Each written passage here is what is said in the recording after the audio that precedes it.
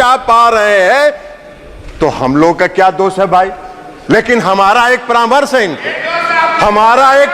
है इनको, सभापति महोदय, कि सच्चाई को जितना जल्दी। इन्होंने भाषण किया, कोई नहीं बोला, फिर क्यों बोल रहे हैं?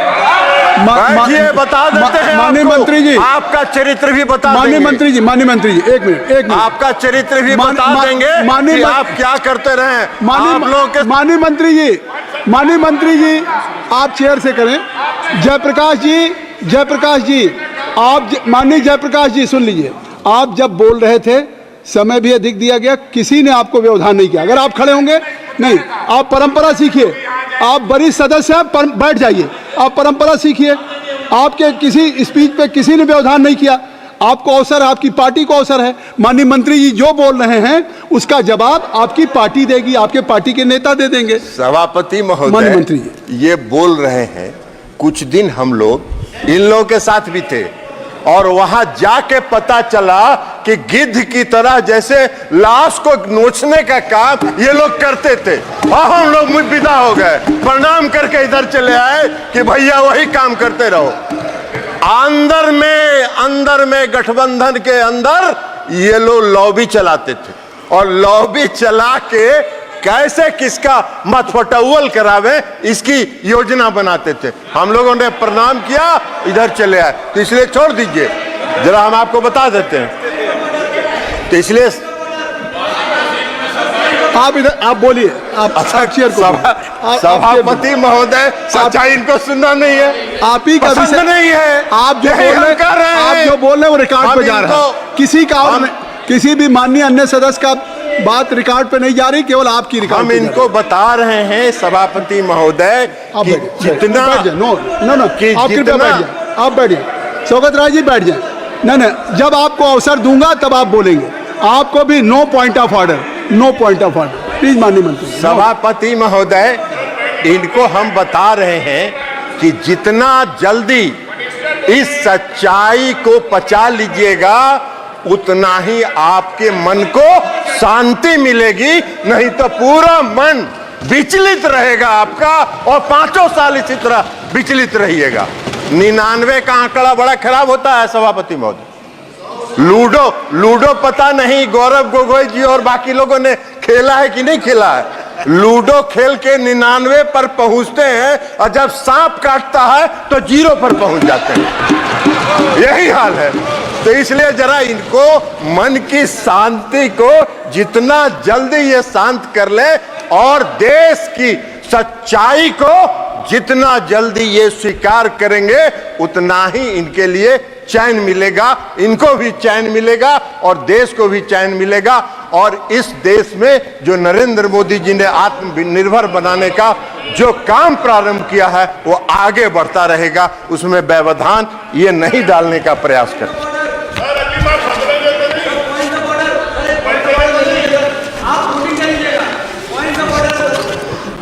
No point of order. अब इनको ड्यूरिंग एनी मिनिस्टर स्टेटमेंट या स्पीच आप पॉइंट ऑफ ऑर्डर आप लिख के भेज दें, बजट का ही स्पीच चल रहा है, बैठिए। आपको बजट समझ में आता, आपको बजट में भी बता देंगे। एक का बजट का भाषण, बजट समझ में आ रहा है। तीसरे कार्यकाल का जो पहला बजट आया, अब इनको नहीं दिखाई पड़ रहा है। इनका एक एजेंडा रहता था, बेरोजगारी है इस देश में, रोजगार पर चर्चा नहीं हो रही है। इस पहले बजट में 4.1 करोड़ रुपए 1 करोड़ लोगों के रोजगार सृजन की चर्चा है, वो इनको दिखाई नहीं पड़ रहा है। वो इनको दिखाई पड़ेगा भी नहीं, क्योंकि मन तो इनका विचलित है, मन इनका अशांत है, तो कहां से दिखाई पड़ेगा इनको। अब एक्चुअली अब वास्तव में हुआ क्या है कि तीसरे कार्यकाल का ये पहला बजट आया। मोदी जी ने पहला बजट मोदी जी की सरकार ने पेश किया और जो पहला गुगली मोदी जी ने फेंका है इस बजट के माध्यम से, तो ये बोल्ड आउट हो चुके हैं और उसी बोल्ड आउट की छटपटाहट में ये अपना भावना व्यक्त कर रहे हैं। विधवा विलाप किए जा रहे हैं। अरे विधवा विलाप करने से क्या होगा? सच्चाई यही है कि देश के प्रधानमंत्री नरेंद्र मोदी जी हैं और पूर्ण बहुमत के साथ हैं। इस सच्चाई को स्वीकार करिए। और अभी तो शुरुआत हुआ है, अभी तो शुरुआत हुआ है, तो पहला साल है। अभी 5 साल देखिए, 5 साल के बाद मैदान में कहीं नजर नहीं आइएगा, वही होगा कि 99 पर सांप काटेगा और 0 पर पहुंचिएगा, यही होने वाला है। कई लोगों ने, कई पार्टियों ने चर्चा की, कई पार्टियों ने चर्चा की, कहा कि 2 राज्यों को खुश करने की बात हुई है। अरे भाई, 2 राज्य को सरकार बचाने के लिए, कई बात, सरकार बचाने की कौन सी बात? ये प्री पोल अलायंस है, और हमारा हो या तेलुगु देशम पार्टी का हो, प्री पोल अलायंस है, और यह अलायंस फेविकोल से सटा हुआ है। आपके साथ भी रह के आपका चरित्र भी देख चुके हैं, गिद्ध की तरह आप लोग नोचते हैं। सत्ता मिला नहीं कि कैसे सत्ता को घींचते रहे, ये काम करते रहे आप लोग। हम लोगों ने प्रणाम किया और चल दिए। इसलिए आज जेडीयू हो या टीडीपी हो, सत्ता के साथ प्री पोल अलायंस में हम लोग सरकार में है, और प्री पोल अलायंस 5 साल का पूर्ण बहुमत मिला है। आप क्लीन बोल्ड हो चुके हैं, चिंता मत करिए। सभापति महोदय, सभापति महोदय, सभापति महोदय, हम पर अभिषेक बनर्जी जी का भाषण पढ़ रहे थे। अच्छा विभाग, आपको ये सब यही काम तो करते रहे आज तक आप लोग। आप लोग यही काम करते रहे। आप चेयर को गिद्ध के तरह कैसे नोचना है, ये सब नहीं होता है यहाँ। आराम करिए आप। महोदय, हम अभिषेक बनर्जी जी का भाषण पढ़ रहे थे। अभिषेक बनर्जी जी ने भाषण दिया और कहा कि मोदी जी का 4 जून 2024 को जो पहली सरकार बनी, rejected the people of India, which was rejected by people of India. वाह रे भाई, आपके ज्ञान का हमको प्रशंसा करना होगा कि पूर्ण बहुमत की सरकार, आप कह रहे हैं कि rejected by the peoples of India. वाह, पूर्ण बहुमत नहीं दिखता है इनको। अरे सच्चाई को अभिषेक बनर्जी जी स्वीकार करना चाहिए। इन्होंने कहा क्या भाषण में? वक्त बदल गया है, वक्त बदल गया है। हाँ, अभिषेक बनर्जी जी, वक्त जरूर, सभापति महोदय, वक्त जरूर बदल गया है, वक्त जरूर बदल गया है, क्योंकि मोदी जी पूर्ण आत्मविश्वास और दृढ़ संकल्प के साथ तीसरे कार्यकाल में आत्मनिर्भर भारत बनाने की ओर चल चुके हैं। इसलिए वक्त बदल गया है। आपको दिखाई नहीं देता है तो उसमें हम क्या करें? आंख का जांच कराइए और चश्मा लगाइए, दिखेगा आपको कि इस देश की जनता ने क्या किया। हमको आशा करते थे, हम उम्मीद करते थे कि अभिषेक बनर्जी जी जब भाषण दे रहे थे तो वो कहते कि पश्चिम बंगाल में महिलाओं के चिरहरण का जो वीडियो वायरल हो रहा है उस पर क्षमा मांगते, इस देश से, उस पर इस देश से क्षमा मांगते, वे नहीं मांगे, नहीं मांगेंगे, नहीं मांगेंगे, क्योंकि पश्चिम बंगाल में वे जैसे चिरहरण हो रहा है, महिलाओं पर अत्याचार हो रहा है और जो आम लोगों पर अत्याचार हो रहा है वो उनको नहीं दिखता है। अभी इसी सदन में अभी बता रहे हैं जयप्रकाश जी, अरे जयप्रकाश जी बैठ जाइए, एक मिनट आपको बता रहे हैं। माननीय मंत्री जी, आप चेयर को एड्रेस करें। सभापति महोदय, सभापति महोदय, इसी सदन में अधीर रंजन चौधरी जी ने अपने मन का भड़ास और मन का तकलीफ कई बार सदन के पटल पर उतारा।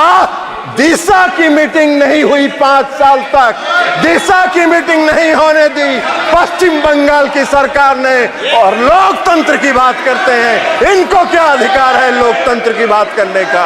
इनको कौन सा हक है लोकतंत्र की बात करने का? कृपया रिकॉर्ड में है। माननीय सदस्य ने जो नाम लिया है, गौरव, माननीय सदस्य ने जो नाम लिया है वो रिकॉर्ड में नहीं जाएगा, रिकॉर्ड में नहीं जाएगा। जो माननीय सदस्य ने नाम लिया है, I think so. You should have patience to hear me. You must have patience to hear me. जो नाम उन्होंने माननीय सदस्य का लिया है वो रिकॉर्ड में नहीं जाएगा। अरे मैंने भी लिया। अरे अरे अरे अरे गौरव, आप बैठिए, आप बैठिए। अरे गौरव गोगोई जी, आप इधर बोलिए चेयर से, आप नाम मत लीजिए। आप माननीय मंत्री जी, सभापति महोदय, हाँ जी, सभापति महोदय, माननीय सदस्य गौरव गोगोई जी को नहीं, वो भी थे यहाँ, वो इस सदन में प्रेजेंट थे जब अधीर रंजन चौधरी नहीं, जी, उनका नाम मत लीजिए, वो सदस्य सदन के अच्छा, सदस्य सदन के नहीं, ठीक है, इसलिए मैं नाम, ठीक है, हाँ ठीक है, ठीक है, आप हो गया, विड्रॉ कर लिया उनका नाम, बस। नाम उनका हमने वापस ले लिया सभापति महोदय, उनका नाम हमने वापस ले लिया। लेकिन सच्चाई है कि 17वीं, बैठ जाइए ना जयप्रकाश जी, बैठ जाइए ना, बैठ जाइए, हुड्डा जी अंदर जाने वाले, बैठिए। आप अपना सभापति महोदय, अपना भाषण, सभापति महोदय, मैं ये कह रहा था कि 17वीं लोकसभा के दौरान जब आपका अवसर आएगा तो बोलिएगा प्लीज। जयप्रकाश जी, तो प्लीज हुड्डा जी, तो कहना चाहिए, इनको कहना चाहिए, अरे इनको कहना चाहिए कि पश्चिम बंगाल में जो चिन्हन हुआ वो जायज था, यही कह दीजिए, यही कह दीजिए देश के सामने, यही कहिए। माननीय मंत्री, आप इधर बैठिए, मैं दूंगा, इनकी बात खत्म कर लीजिए, आप बैठ जाएं। जयप्रकाश जी, आप बैठ जाएं, बैठ जाइए ना, ये क्या बात है, आप जयप्रकाश जी बैठ जाएं, बैठ जाइए माननीय सदस्य। ऐसे सदन ऐसे नहीं चलता। माननीय मंत्री जी, आपसे आग्रह है कि आप अपना भाषण कृपया संक्षिप्त करें और आप चलिए माननीय सदस्य का नाम महोदय, मैं नाम नहीं ले रहा हूँ, मैंने नाम वापस ले लिया, नाम हमने विड्रॉ कर लिया। अब हम ये कह रहे हैं कि 17वीं लोकसभा में उस समय माननीय विरोधी दल के नेता और सबसे बड़े पार्टी के जो नेता थे, उन्होंने सदन के अंदर कई बार अपनी पीड़ा का इजहार किया कि उनके क्षेत्र में दिशा की बैठक होने नहीं दी जा रही है, और गौरव गोगोई जी बैठे हुए थे, गौरव गोगोई जी उसके गवाह हैं, जयप्रकाश जी तो उसमें थे नहीं, ये कहां से जानेंगे। तो इसलिए गौरव गोगोई जी के सामने पीड़ा हुई। एगो सीट कांग्रेस को दिया, कांग्रेस ने दिया नहीं, एक कांग्रेस एक को सब, अब उसके बाद भी लगे हुए हैं, तो लगे रहिए मुन्ना भाई, कुछ न कुछ तो मिलेगा। लेकिन 99 वाला भी खतरा है, सांप का अगर काटा तो 0 पर आइएगा, लेकिन लगे रहिए, क्या करिएगा। और पूरा भाषण हमने शैलजा जी का भी सुना, शैलजा जी का भी भाषण हमने पूरा सुना, और शैलजा जी का भाषण हमने सुना, वो पूरा हरियाणा केंद्रित है। अरे ये देश का बजट है, हरियाणा का बजट थोड़े है। जयप्रकाश जी भी अभी बोल रहे थे पूरा हरियाणा केंद्रित, अरे देश का बजट है भैया, देश पर बोलो, देश और नरेंद्र मोदी जी पूरे देश को आगे बढ़ाना चाहते हैं, ये उनका संकल्प है, ये उनका आत्मविश्वास है। इसलिए मैं समझ दूंगा, मैंने कहा है, अब मैं दूंगा, आप बैठ जाइए। जयप्रकाश जी डिक्टेट नहीं कर सकते सदन में, आप बैठ जाएं, मैंने हुड्डा जी को कह दिया, रूलिंग दे दिया, आप बैठ जाइए। अब अध्यक्ष महोदय, सभापति महोदय, वित्त मंत्री का आप बैठ जाएं, कृपया आप सब लोग बैठ जाएं। तो हमने ये कहा कि पूरे 3 दिन तक ये बजट पर कम बोलते रहे। देश के प्रधानमंत्री आदरणीय नरेंद्र मोदी जी का चेहरा इनको पसंद नहीं था, तो इसलिए उनकी आलोचना में ये पूरा 3 दिन इन्होंने बिताया। अब बजट में जो प्रावधान है उसको इनको दिखाई ही नहीं पड़ा, वो देखना भी नहीं चाहते, इसलिए कि ये तो पीड़ा में है, अंदर से कष्ट में है, विचलित है। तो मन जब विचलित रहता है तो सच अच्छी बात दिखाई नहीं पड़ती है, इसलिए कह रहे हैं इनको। बजट के भाषण में, वित्त मंत्री जी के बजट के भाषण में साफ लिखा है कि 9 प्राथमिकताओं के संबंध में प्रयासों की परिकल्पना की गई है, और वो 9 प्रयास देश को आत्मनिर्भर भारत बनाने की दिशा में ले जाएगा, ये इस बजट में है। ये उनको दिखा नहीं। पहला क्या है? कृषि में उत्पादकता और अनुकूलता, रोजगार और कौशल प्रशिक्षण, समावेशी मानव संसाधन विकास और सामाजिक न्याय, विनिर्माण और सेवाएं, ऊर्जा सुरक्षा, अवसंरचना, नवाचार, अनुसंधान और विकास और अगली पीढ़ी के सुधार। तो प्रधानमंत्री नरेंद्र मोदी जी तो अभी की पीढ़ी के अलावा अगली पीढ़ी तक भी सोच रहे हैं। इनको ये दिखाई नहीं पड़ रहा है। तो अब ये दिखाई नहीं पड़ रहा है तो इसमें हमारा क्या दोष है? आपका मन विचलित है। हम भगवान से प्रार्थना करते हैं कि आपके मन को जल्दी शांति प्रदान करे, मन के आत्मा को जल्दी से विचलापन खत्म हो, ताकि आप उससे बाहर निकलिए और देश की कल्पना के बारे में सोचिए। इनको दिखाई नहीं पड़ रहा, इनको दिखाई नहीं पड़ रहा है कि रक्षा के क्षेत्र में माननीय वित्त मंत्री जी द्वारा जो बजट पेश किया गया है उसमें 4.54 लाख करोड़ रुपए का प्रावधान किया गया है। ये इनको तो दिख नहीं रहा। ये पूरा देश के लिए है, ये देश की रक्षा और सुरक्षा के लिए है।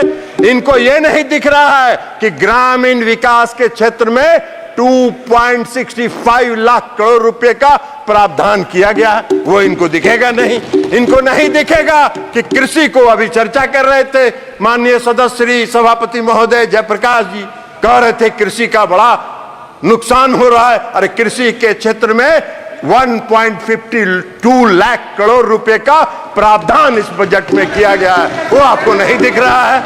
शिक्षा के क्षेत्र में 1.25 लाख करोड़ का प्रावधान किया गया है, वो इनको नहीं दिख रहा है। स्वास्थ्य, सूचना एवं प्रौद्योगिकी के क्षेत्र में 1.16 लाख करोड़ का प्रावधान किया गया है, वो इनको दिख नहीं रहा है। इनकी नजर से ओझल हो रहा है। इनको दिख रहा है तो सिर्फ मोदी जी का चेहरा दिख रहा है, और मोदी जी का चेहरा देख के ये भड़क जा रहे हैं।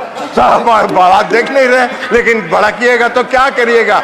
देश की जनता को वही चेहरा पसंद है, तो इसलिए वो चेहरा आगे बढ़ रहा है।